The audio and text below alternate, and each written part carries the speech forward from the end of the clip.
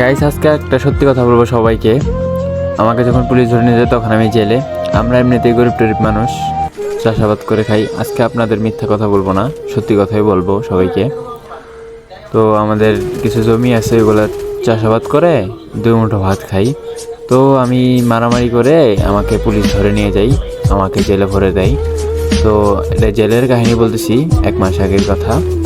তো জেলে আমার আব্বু বলতেছে, একটা চিঠি লিখছিল, সেটাতে বলছে যে আমি অনেক অসুস্থ বাবা, তুই কোনো না কোনোভাবে জেল থেকে একটু ছাড়া পেয়ে আমাকে একটু সাহায্য কর।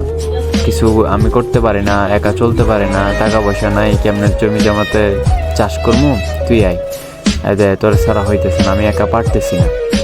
তো আগে তো জেলেতে কোনো ফোন টোন ছিল না, কথা বলা যেত না, ওই চিঠির মাধ্যমে আর কি দিচ্ছে, আমাকে খবরটা দিছে। পরে আমি এগুলো পরে পরে আমি একটা চিঠি লিখতেছিলাম। আমিও চিঠিতে লিখতেছিলাম এমন যে আব্বা তুমি একটা কাজ করো, যে জমিতে চাষ করতে চাইতেছো ওইটাতে করো না।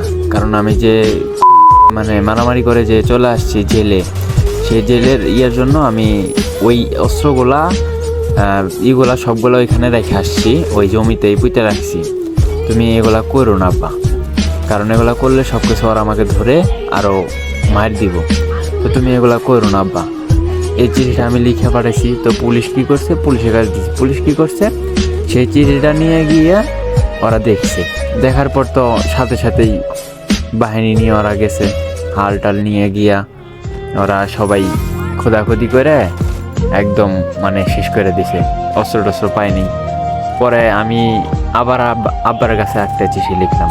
সেই চিঠিটা হলো, আব্বা তোমার আর কষ্ট করে হালের টাকা দিতে হবে না, তো একটা কাজ করো, তুমি এখন বীজ টিজ নিয়ে গিয়ে ওইখানে ফালাই দাও।